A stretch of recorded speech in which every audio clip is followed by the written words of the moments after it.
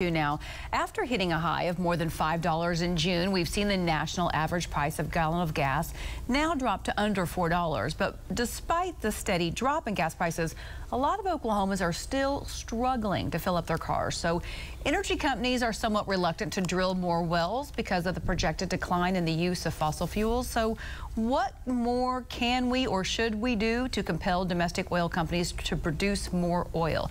Mr. Brecheen, we start with you. So there's a book written called Restoring the Dream by Stephen Moore. It was an economic advisor to Donald Trump and to Reagan, endorsed by Stephen Moore.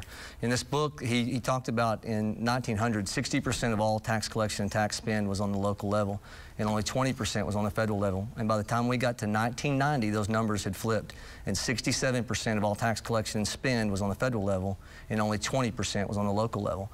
Well, with taxes comes regulatory environment. You have states right now that can actually, under state purview, private property, California and Texas share this. They can offset the drilling process within under 30 days. They can authorize a drilling permit.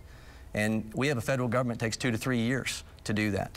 And so return power and decision making back to the states. Let the states have the ability to regulate. Let the states be able to let the free market be unleashed, whereas the federal government stymies it. Mr. Frix.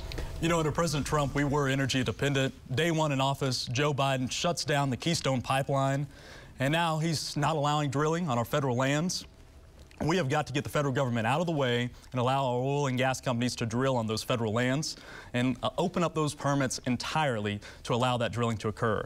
You know, we're happy to see the gas prices go down slightly, but we got to still remember it's still $1.50 higher than when President Trump left office. We have got to get back to being energy independent, and we've got to make sure that the government gets out of the way. In small business, I've seen it time and time again, the more the government is involved, the worse that small businesses have to compete. Our #1 competitor should not be the federal government. We've got to get allow small businesses to thrive, allow our oil and gas industry to thrive, and fossil fuels are not going away. We look at what happened with the winter storm here in Oklahoma just recently. We relied on those fossil fuels. That's what kept us going. And so fossil fuels are not going away. We've got to drill here in the U.S. and stop relying on our enemies.